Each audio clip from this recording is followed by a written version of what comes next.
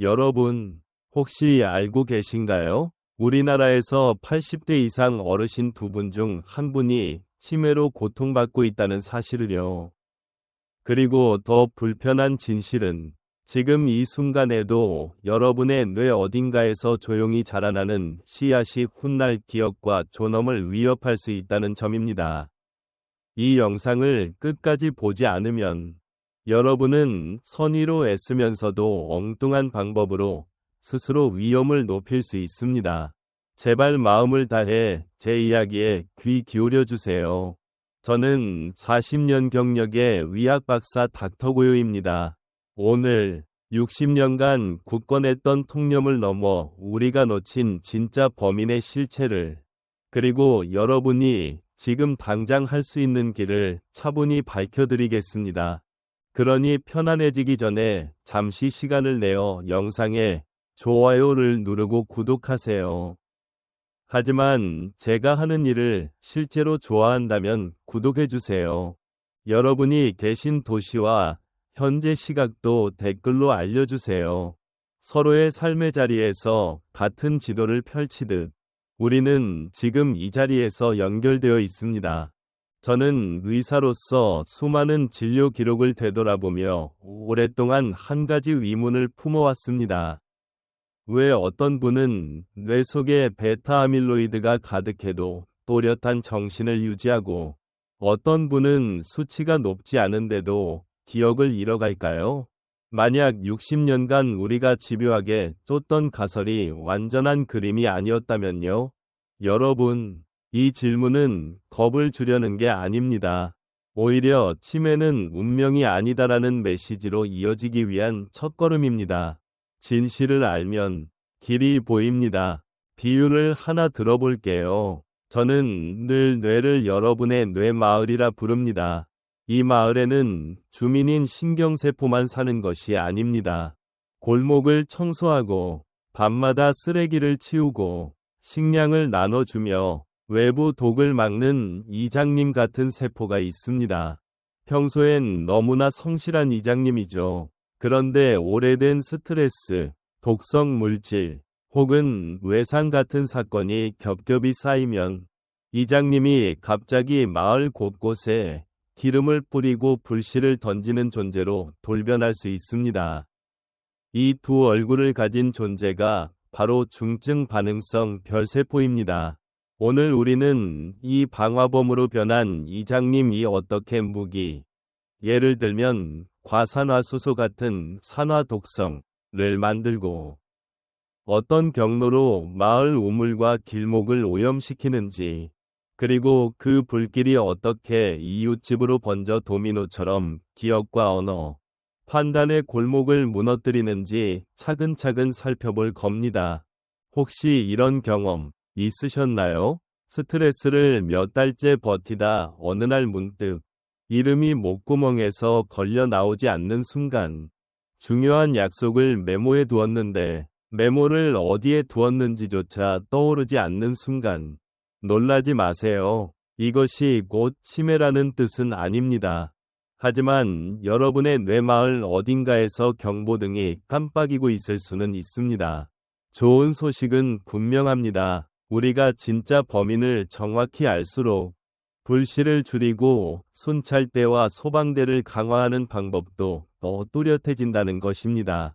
이후 저는 임상 현장에서 마주했던 모순된 사건 파일을 펼쳐 보이겠습니다.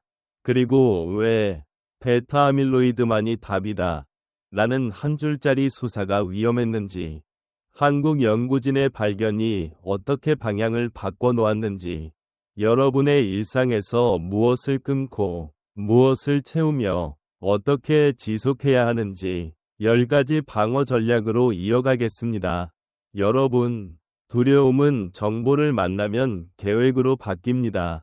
오늘 우리는 바로 그 계획을 세울 겁니다.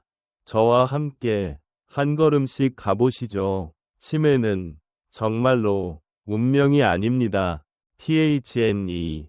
여러분, 이제부터 저는 40년 진료 기록 중 가장 혼란스러웠던 모순된 사건 파일을 펼쳐 보이려 합니다. 제가 처음 이 파일을 들춰본 순간 진짜 범인 위 그림자가 어렴풋이 드러나기 시작했지요. 혹시 이런 경험 있으셨나요? 검사 결과는 정상이라는데 뭔가 불안하고, 반대로 수치상 비정상이라도 생생하게 건강한 분을 본 적 말입니다. 저는 그런 순간마다 무엇이 보이지 않는가를 끝없이 자문했습니다. 젊은 의사 시절, 저는 박대호 선생님이라는 55세 남성을 만났습니다.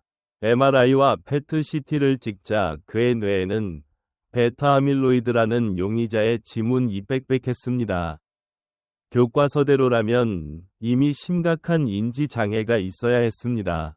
그런데 그는 누구보다 명료했습니다. 바둑을 두면 세수 앞을 내다보고 신문 사설을 줄줄 암송했습니다. 저는 차트를 덮고 그를 배웅하며 속으로 중얼거렸습니다. 베타 아밀로이드만으로 설명되지 않는 뭔가가 있다. 반대로 이은숙 수녀님을 기억합니다. 그분은 78세였고 스스로를 하느님의 작은 연필이라 부르며 무료 급식소를 돌보셨죠. 이상하게도 검사상 아밀로이드 수치는 낮았습니다. 그러나 그녀의 뇌마을은 이미 불길에 휩싸여 있었습니다. 가족조차 알아보지 못하셨으니까요. 저는 간호 기록에 굵은 글씨로 원인 미상, 추가 분석 필요라고 남겨두었습니다. 그날 새벽 병원 복도를 걸으며 저는 자신이 믿어온 60년짜리 가설이 균열 나고 있음을 직감했습니다.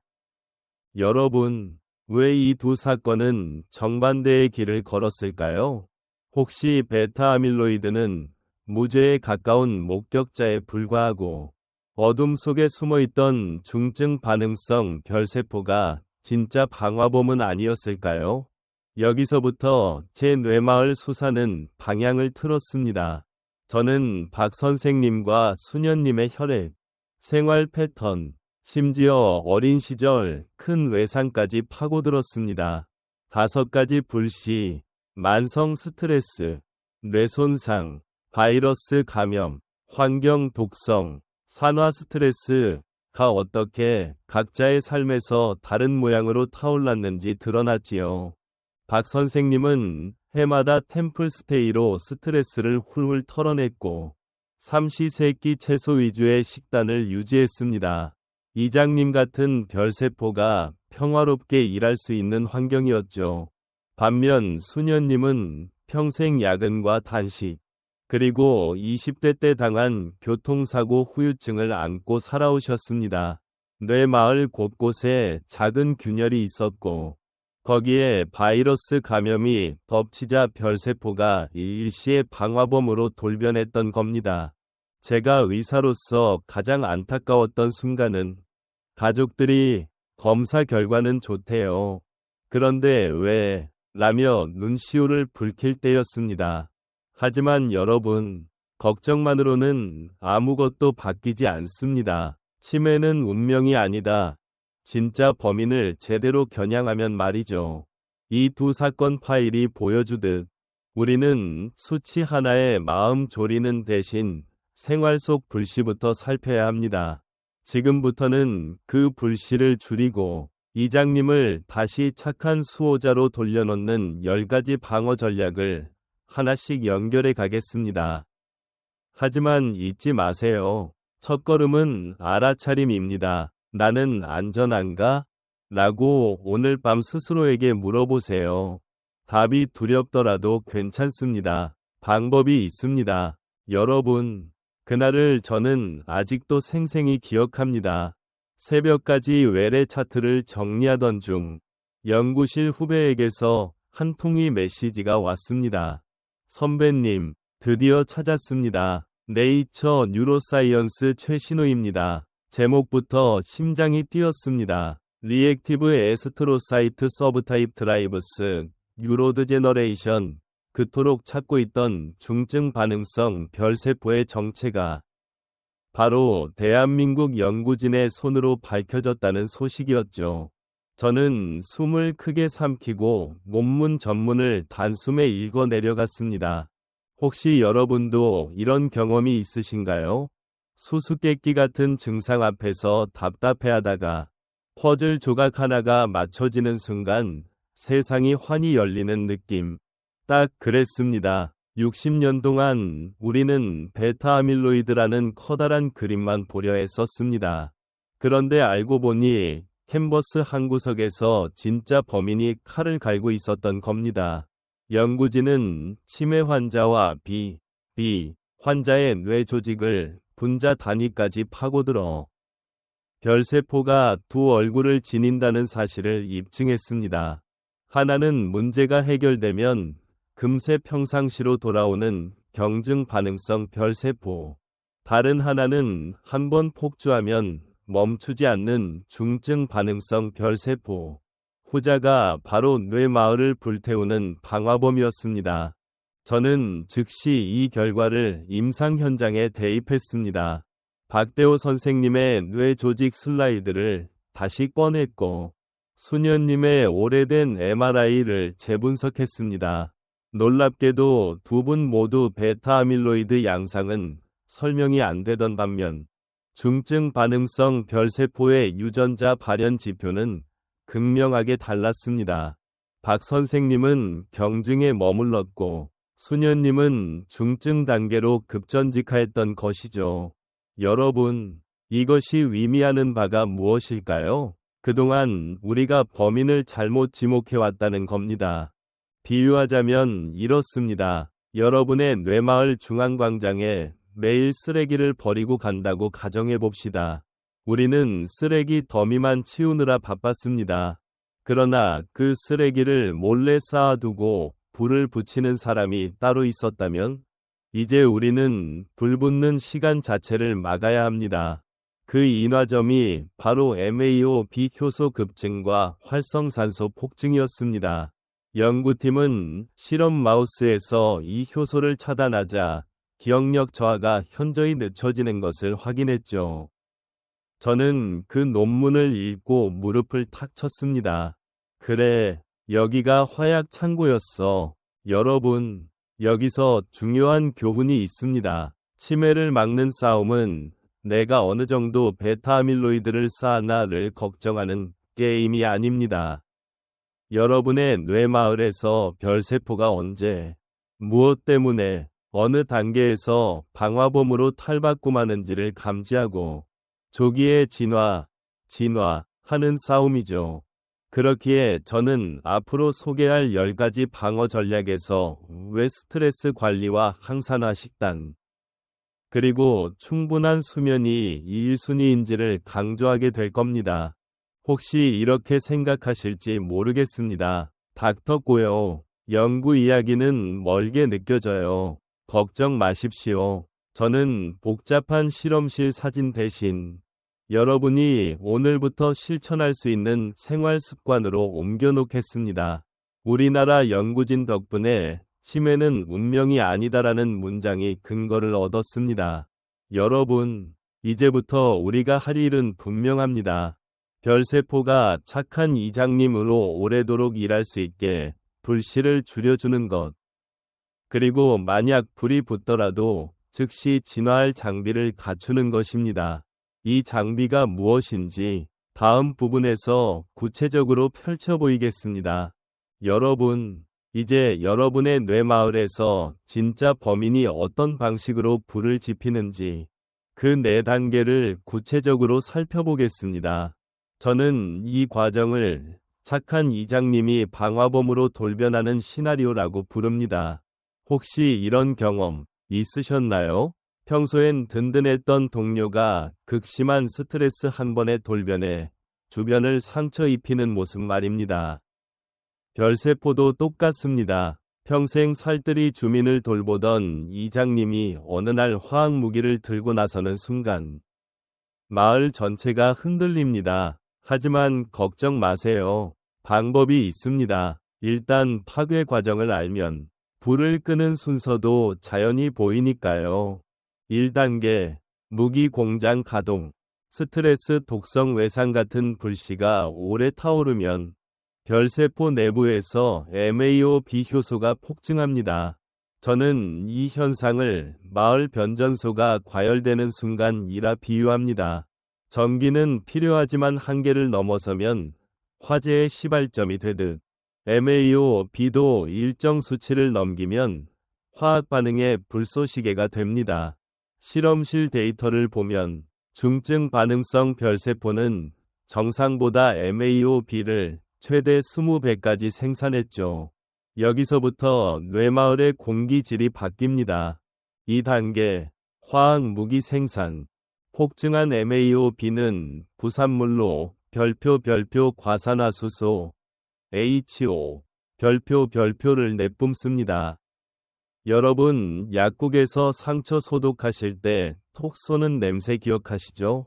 그 정도 농도라면 살균이지만 뇌 조직에서는 독극물입니다. 저는 현미경으로 염색된 뇌 슬라이드를 볼 때마다 미세한 기포가 신경세포 사이를 파고드는 모습을 상상합니다. 이제 우물에 독이 풀렸구나. 그렇게요. 3단계 무차별 공격. 과산화수소는 확산성이 강해 인접한 신경세포의 막을 산화시킵니다. 한 집 건너 불길이 옮겨붙듯 여러분의 뇌마을 골목마다 검은 연기가 퍼집니다. 환자분들이 멀쩡하던 단어가 갑자기 떠오르지 않는다. 거나 방금 들은 이야기를 잊었다. 고 호소하는 시점이 바로 이 단계와 맞물려 있습니다. 저는 그럴 때마다 촘촘한 도미노가 쓰러지는 장면을 떠올립니다. 4단계 연쇄오염. 죽어가는 신경세포는 또 다른 염증 신호를 방출합니다. 이것이 주변의 착한 별세포까지 오염시켜 새 방화범을 양산하죠.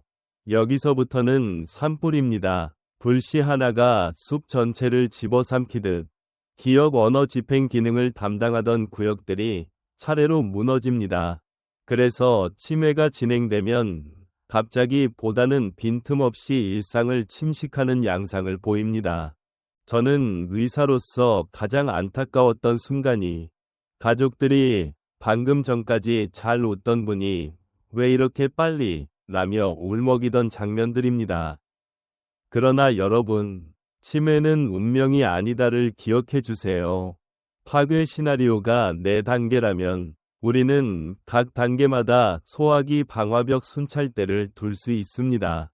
그 모든 장비를 묶은 것이 곧 10가지 방어 전략입니다. 다음 부분부터 저는 순서대로 스트레스 관리가 어떻게 MAO-B 공장의 안전장치를 달고 항산화 식단이 과산화수소를 중화하며 규칙적 운동이 연쇄오염을 끊는지 보여드릴 겁니다. 여러분의 뇌마을에 다시 평화의 종을 울릴 시간입니다. 함께 가보시죠. 여러분, 이제 불길의 근원을 더 들여다볼 차례입니다. 제가 지난 40년 동안 환자 차트를 넘기며 반복해서 발견한 것은 5개의 불씨가 함께 혹은 차례로 타올라 중증 반응성 별세포를 방화범으로 바꾼다는 사실이었습니다. 혹시 이런 경험 있으셨나요? 원인을 알 수 없는 피로와 기억력 저하가 서서히 겹쳐오다가 어느 날 갑자기 무너지는 느낌을 받았던 순간. 오늘 저는 그 배우를 구성하는 5갈래 불씨를 하나씩 보여드리겠습니다. 하지만 걱정 마세요.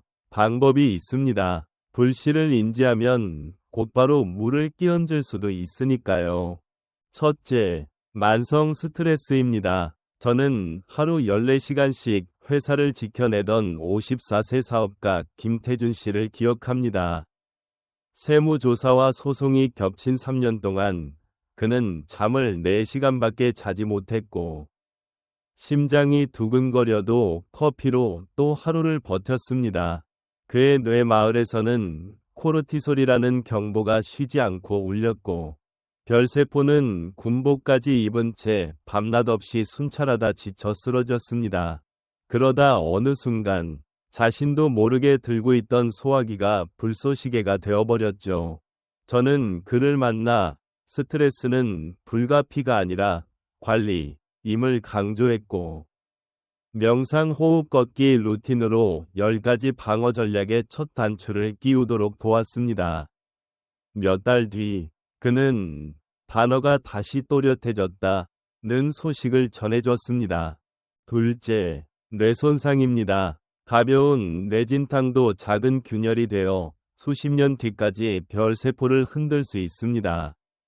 62세 김영식 씨는 젊은 시절 교통사고로 잠시 기억을 잃었다가 금세 회복됐다고 생각했지만, 은퇴 후 맞은 평화로운 일상 속에서도 뇌마을 벽돌이 서서히 무너져 내렸습니다. 외상이 남긴 미세 출혈 흔적이 별세포에게 계엄령을 선포했고, 방화범으로 돌변하는 도화선이 되었던 겁니다.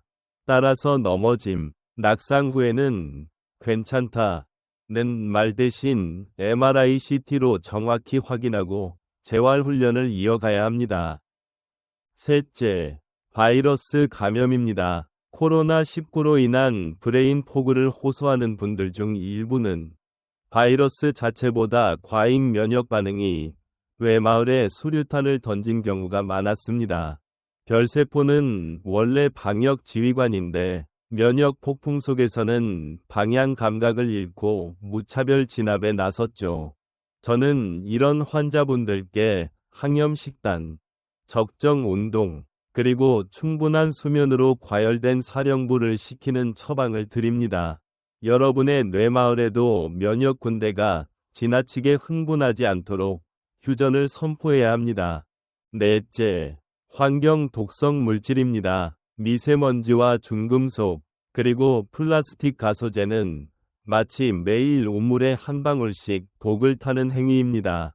저는 매년 봄마다 황사가 심해지면 환자분들께 KF94 마스크와 실내 공기청정기에 필터 교체 주기를 적어드립니다. 또 알루미늄 냄비 대신 스테인리스, 뜨거운 국을 담을 땐 유리 용기를 쓰라고 당부하죠. 작은 습관이 큰 화재를 막습니다. 다섯째, 산화 스트레스입니다. 흡연, 과음, 가공식품, 수면 부족, 운동 부족이 활성산소를 증폭시키고, 이것이 바로 MAO-B 공장을 과부하 모드로 돌립니다. 저는 환자들에게 활성산소는 소리 없는 불꽃이라고 말합니다. 눈에 보이지 않아도 별세포를 서서히 불태워 검은 연기를 피워올리니까요. 항산화 식품, 블루베리 견과류, 녹차는 이 불꽃을 끄는 소방수입니다. 여러분, 이 5불씨가 동시에 타오르면 중증 반응성 별세포는 단숨에 진짜 범인으로 변합니다.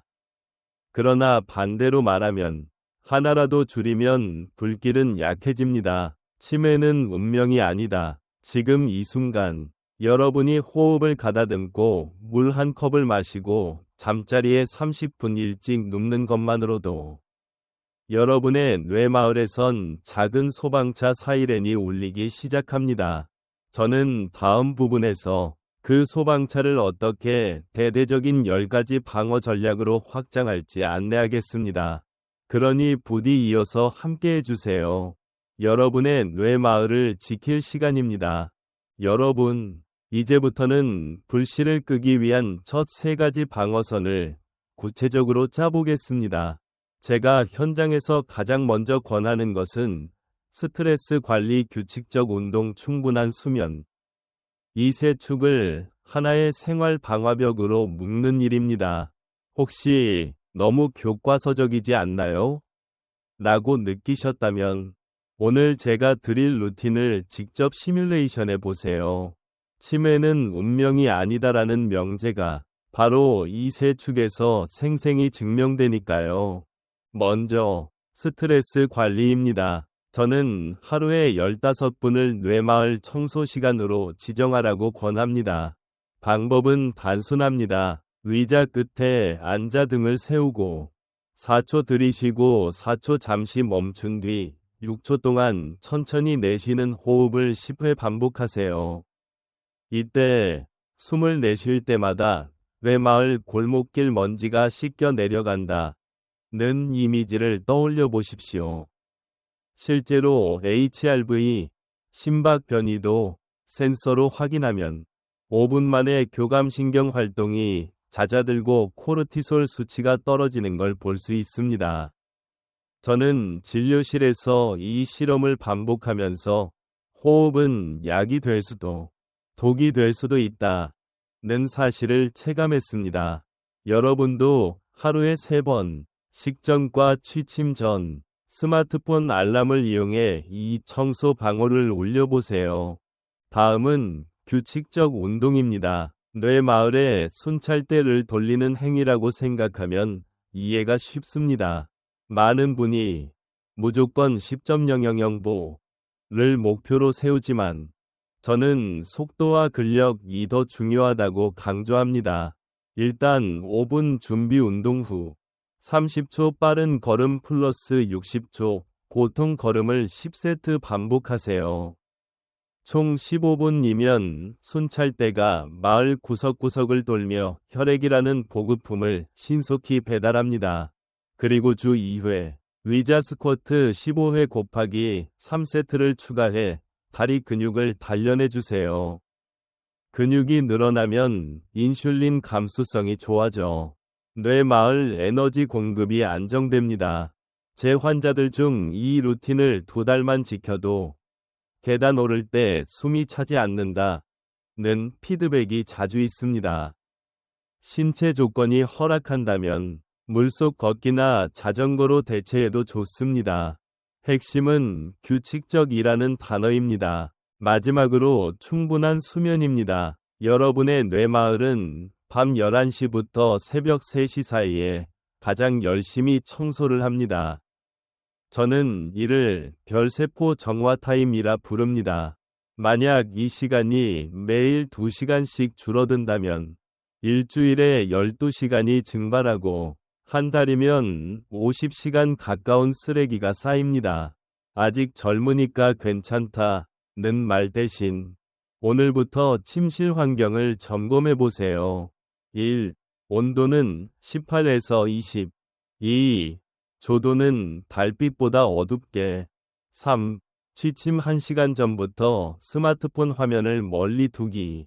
저는 환자들에게 디지털 커튼이라는 표현을 씁니다. 화면을 끄는 순간 뇌마을 창문이 내려가고 별세포 미화원이 무사히 출동하니까요. 여러분, 이 세 축은 거창하지 않아도 됩니다. 숨 한 번, 걸음 한 발, 눈 감는 습관이 모여 거대한 화재를 막습니다. 당장 오늘 밤 11시 이전에 불을 끄고 내일 아침 가벼운 스트레칭으로 뇌마을 정문을 연다. 저는 이것을 24시간 치매 방화 시나리오라고 부릅니다. 혹시 이런 질문이 떠오르시나요? 일이 너무 바빠서 못 지키면 어떡하죠? 괜찮습니다. 완벽함보다는 지속성입니다. 단 한 번이 호흡 10분 위 산책 30분 일찍 누운 그 선택이 별세포를 다시 착한 이장님으로 돌려놓는 불씨가 됩니다. 다음 파트에서는 식단과 해독 전략으로 이 생활 방화벽을 더 두껍게 쌓아보겠습니다. 그러니 여러분, 물 한 잔 마시고 잠시 어깨를 풀며 이어서 함께 해주세요. 여러분, 지금부터는 10가지 방어 전략 가운데 음식과 해독이라는 두 축을 다루겠습니다. 저는 평생 진료실에서 무엇을 끊고 무엇을 채우느냐가 뇌마을 공기질을 결정한다 고 강조해 왔습니다. 특히 중증 반응성 별세포가 내뿜는 과산화수소라는 화학 무기를 무력화하려면 마을 전체를 둘러싼 영양 방어막을 튼튼히 해야 합니다. 치매는 운명이 아니다. 여러분, 식탁이 곧 방패가 됩니다. 먼저 항산화 식품입니다. 저는 환자분들에게 색이 짙은 음식은 소방차라고 설명합니다. 블루베리, 딸기, 적포도 같은 베리류, 시금치, 케일, 브로콜리 같은 짙은 녹색 채소, 그리고 강황 녹차는 활성산소 불꽃을 끄는 대표적인 소화액을 품고 있죠. 실제 연구에서 하루 한 컵 분량의 베리가 12주 만에 기억력 테스트 점수를 15% 이상 끌어올린 사례가 보고됐습니다. 여러분의 뇌마을에서 별세포가 과산화수소를 뿌릴 때 이 베리류가 진공청소기처럼 독성 잔여물을 빨아들이는 셈입니다. 둘째, 오메가3 지방산입니다. 고등어, 연어, 정어리 같이 기름진 등푸른 생선을 주 2회만 드셔도 뇌세포막이 유연해지고 염증 반응이 30% 가까이 감소합니다. 저는 이를 마을 담벼락에 불연 코팅을 씌우는 작업이라 표현합니다. 생선을 즐기기 어렵다면 냉압착 들기름 한 숟가락을 매일 샐러드에 더하세요. 오메가-3는 별세포가 경증 상태로 머물도록 돕는 방화복 역할을 해줍니다. 셋째, 당, 밀가루 가공식품 절제입니다. 단 음료 한 캔, 흰빵 2조각이 혈당 롤러코스터를 만들고 이 변화폭이 클수록 별세포는 경계태세에 돌입합니다. 마치 경보 사이렌이 오작동을 일으켜 마을 순찰대를 불필요하게 소집해버리는 겁니다. 저는 진료실에서 음료 대신 얼음 띄운 녹차를 권합니다. 녹차의 카테킨은 MAO-B 효소 활성을 직접 억제해 무기공장의 정전 스위치를 내립니다. 넷째, 금연 절주입니다. 하루 한 갑 담배는 뇌연료를 40%까지 떨어뜨리고 알코올은 활성산소를 증폭시켜 과산화수소의 위력을 배가시킵니다. 술, 담배는 방화범에게 기름통을 던져주는 행위라는 제 비유가 과하다고 느껴지시나요? 하지만 저는 수십 년간 중증 치매로 진행된 환자들 대부분이 흡연 과음 이력을 공유한다는 사실을 직접 확인했습니다. 오늘이 금연 1일차, 절주 1일차라면 이미 여러분은 불길을 한 걸음 뒤로 물린 겁니다.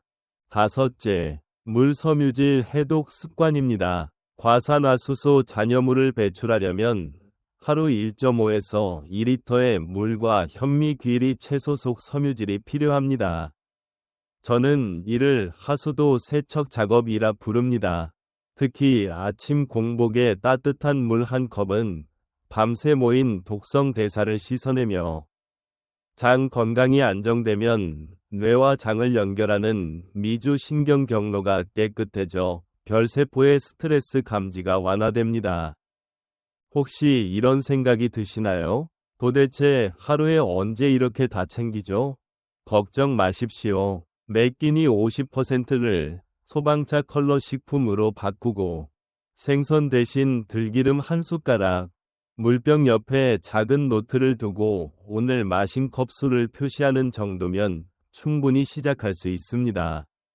저는 늘 강조합니다. 완벽은 없지만 지속성은 있습니다. 여러분, 식탁 한 끼, 물 한 잔, 그리고 술, 담배를 멀리하는 그 결정이 진짜 범인의 화학 무기를 무력화하는 가장 현실적인 방패입니다. 다음 파트에서는 환경 독성 차단과 두뇌 사회 활동으로 이 방패를 어떻게 업그레이드할지 이어서 살펴보겠습니다.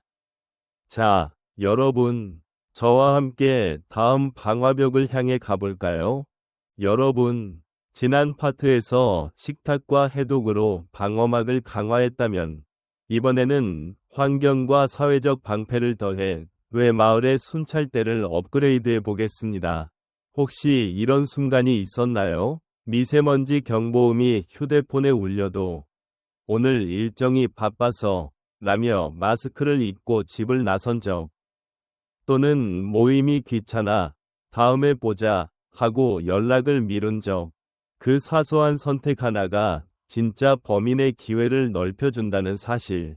오늘부터는 꼭 기억해 주세요. 먼저 독성 노출 최소화입니다. 저는 봄철 황사보다 더 무서운 것이 실내 공기 방심이라고 생각합니다. 창문을 닫고 공기청정기를 돌리지 않으면 실내 초미세먼지는 바깥보다 3배까지 높아질 수 있습니다. 여러분의 뇌마을에서는 이 미세먼지가 연기탄이 되어 별세포를 서서히 질식시킵니다. 해결법은 의외로 간단합니다. 1. 아침 저녁 10분씩 마통풍. 2. 공기청정기 필터 3개월 주기 교체. 3. 가정용 소형 초미세먼지 측정기로 실시간 체크. 저는 진료실 대기실에도 측정기를 두고 수치가 MICROGRAMP, ERMETR를 넘으면 환자분들께 KF94 마스크를 나눠드립니다. 치매는 운명이 아니다. 단, 눈에 안 보이는 오염원을 숫자로 확인해야만 방화벽이 작동합니다. 다음은 두뇌 활동 증진입니다. 별세포를 착한 이장님으로 유지하려면 뇌마을 주민인 신경세포를 계속 일하게 해야 합니다. 혹시 나는 이미 바둑도 퍼즐도 안 맞아 라고 생각하시나요? 걱정 마십시오. 저는 일상 속 작은 낯섦을 추천합니다. 이를테면 양치할 때 반대손 사용하기, 평소 가던 산책로를 거꾸로 걷기, 하루에 새로운 단어 하나 외우고 문장 만들어 보기. 이런 소소한 자극은 시냅스를 깨워 새 골목길을 뚫습니다. 연구에 따르면 60세 이후 새 악기를 배우는 것만으로도 6개월 뒤 전두엽 회백질 두께가 3% 두꺼워집니다. 저는 환자들에게 뇌마을 도로공사를 계속해야 방화범이 숨어들 틈이 없다고 말합니다. 마지막으로 사회적 연결 유지입니다. 외로움은 스트레스 호르몬을 30% 이상 올리고 이 수치는 별세포를 흥분시키는 기폭제가 됩니다. 여러분, 혹시 오늘 하루 동안 눈을 마주치고 웃으며 안부를 나눈 시간 5분도 되지 않나요?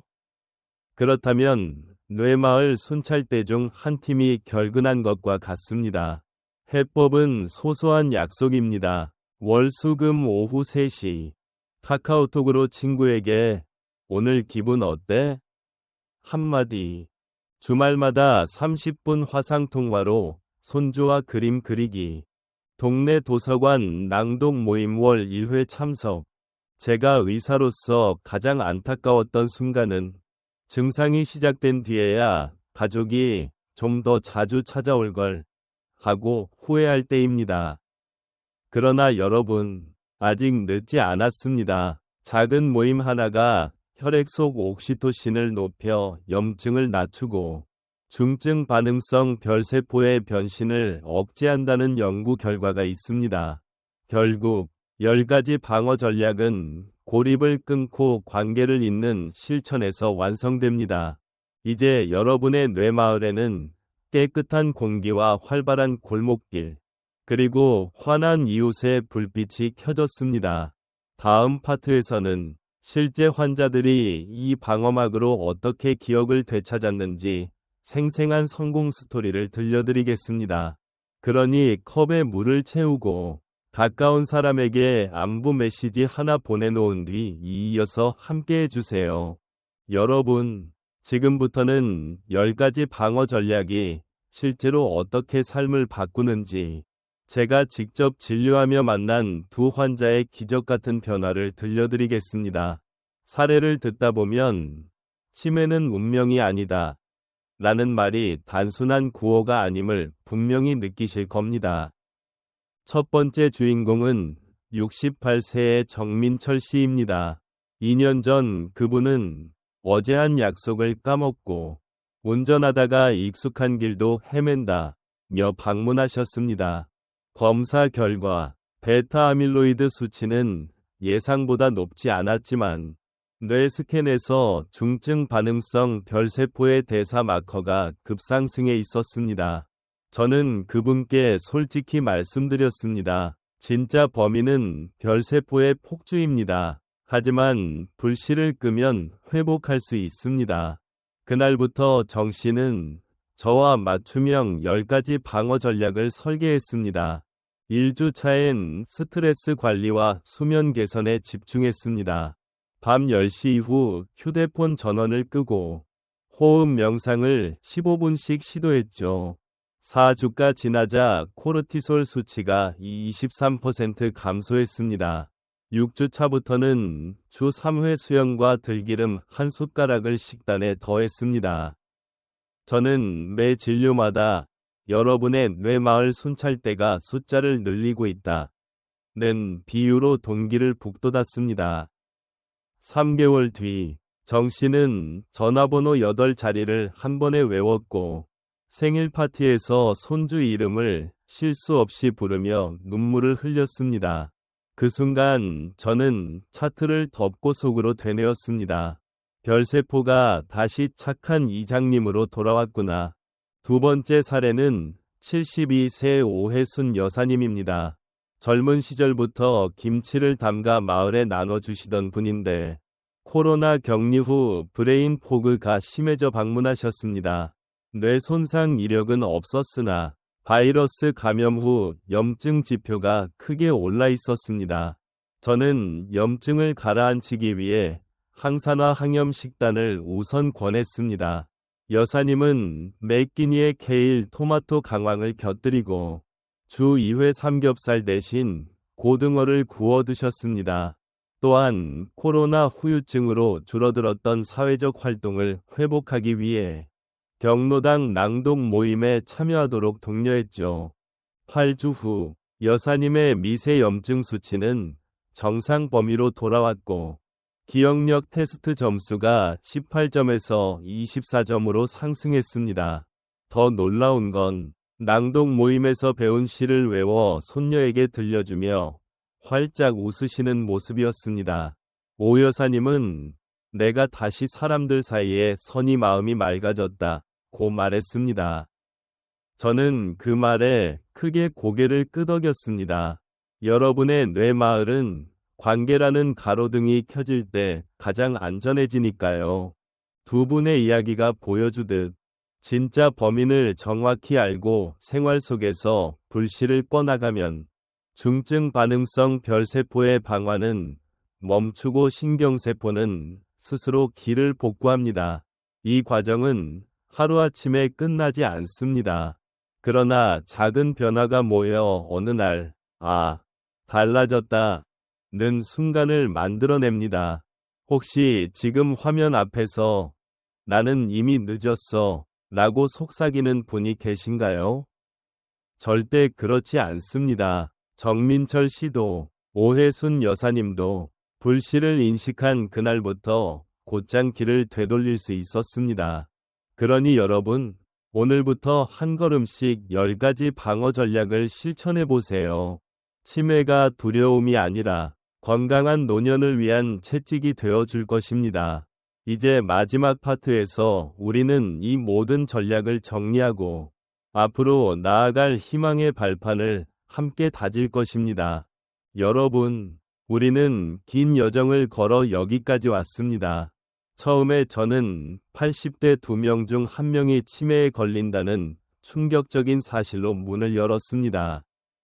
그리고 60년 동안 잘못 지목된 베타 아밀로이드 대신 진짜 범인, 바로 중증 반응성 별세포를 찾아내는 과학적 모험담을 함께 했습니다. 이제 마무리 단계에서 저는 여러분이 이미 체득하신 힘을 다시 확인하고자 합니다. 왜냐하면 치매는 운명이 아니다라는 메시지가 오늘부터 여러분 삶의 설계도로 이어져야 하기 때문입니다. 돌이켜보면 우리는 여러분의 뇌마을을 도시는 물론 생태계로 바라봤습니다. 별세포라는 착한 이장님이 어떻게 방화범으로 돌변하는지 파헤쳤고 4단계 파괴 시나리오를 해체했습니다. 그리고 불씨가 되는 5 요인, 만성 스트레스, 뇌손상, 바이러스, 환경 독성, 산화 스트레스를 찾아냈죠. 중요한 건 방화범을 막아낼 10가지 방어 전략, 호흡 운동, 수면 항산화, 식단, 오메가3 금연, 절주, 환경 관리, 두뇌 활동, 사회적 연결, 이미 여러분 손안에 있다는 사실입니다. 혹시 아직 마음 한구석에 그래도 나이 들면 어쩔 수 없지 않을까? 라는 불안이 남아있나요? 저 닥터고요는 단언합니다. 우리가 만난 정민철 씨와 오혜순 여사님이 증명했듯 불씨를 한 개씩 뻗나가면 별세포는 다시 착한 이장님으로 돌아옵니다. 기억은 되살아나고 향기로운 관계가 다시 피어납니다. 그 과정에서 가장 강력한 세 축은 스트레스 관리, 규칙적 운동, 충분한 수면입니다. 이 세 축은 나머지 전략들을 단단히 지탱하는 기둥이 되죠. 이제 저는 여러분께 부탁드립니다. 이 지식을 혼자 간직하지 마세요. 이 지식을 사랑하는 가족에게도 전해주세요. 부모님, 배우자, 이웃과 함께 오늘 배운 한 가지라도 실천해 보십시오. 그리고 혹시 제 이야기가 여러분의 하루를 밝히는 불씨가 되었다면 구독과 좋아요로 응원해 주세요. 그 작은 클릭은 제가 더 많은 뇌마을에 희망의 소방차를 보내는 연료가 됩니다. 마지막으로 지금 이 순간 휴대폰 시계를 확인해 보세요. 오늘 하루 여러분은 호흡을 잠시 멈추고 느리게 내신 적이 있나요? 물 한 컵을 의식적으로 삼켰나요? 누군가에게 안부를 묻고 웃음을 나눴나요? 예, 라고 답하셨다면 이미 여러분의 뇌마을에는 잔잔한 빗방울이 내려오고 있습니다. 그 비가 불씨를 식히고 다시 푸른 숲을 키워낼 겁니다. 저는 여러분과 함께 그 숲을 지켜볼 준비가 되어 있습니다. 치매는 결코 피할 수 없는 운명이 아니라 우리가 함께 지켜낼 수 있는 내일입니다. 여러분의 용기 있는 선택에 존경과 감사를 보냅니다. 여러분, 이제 숨을 고르고 오늘의 여정을 간결하게 정리해 보겠습니다. 첫째, 발견. 60년간 오해했던 베타 아밀로이드 가설을 넘어 중증 반응성 별세포가 치매의 핵심 범인임을 확인했습니다. 이것이 왜 중요할까요? 표적이 분명해져야 올바른 예방치료 전략이 세워지기 때문입니다. 둘째, 전략. 불씨를 끌 10가지 방어 전략을 배웠습니다. 그러나 부담을 줄이기 위해 꼭 기억해야 할 세 기둥만 다시 새깁니다. 1. 만성 스트레스를 호흡 명상으로 낮추기. 2주 150분 유산소 플러스 근력 운동으로 숨 잘 때 강화하기. 3. 밤 11시 이전에 잠들어 별세포 청소 시간을 확보하기. 이 세 가지가 기본 방화벽입니다. 셋째, 실천. 정민철 오혜순 사례처럼 작은 습관이 모여 기억을 되살린다는 사실을 보았습니다. 오늘 당장 할 수 있는 일은 무엇일까요? 물 2잔 더 마시기, KF94 마스크 챙기기, 친구에게 안부 메시지 보내기. 작아 보여도 별세포에게는 거대한 소화기입니다. 이제 여러분 차례입니다. 이 지식을 나누어 주세요. 이 지식을 사랑하는 가족에게도 전해주세요. 그리고 영상이 도움이 되었다면 구독, 좋아요 버튼으로 응원해주세요. 여러분의 한 번의 클릭은 또 다른 뇌마을에 희망을 전하는 소방차가 됩니다. 저는 앞으로도 과학과 공감을 잇는 안내자로서 여러분의 100세 청춘을 응원하겠습니다. 함께라면 치매는 더 이상 두려움이 아니라 극복 가능한 과제가 될 것입니다. 고맙습니다.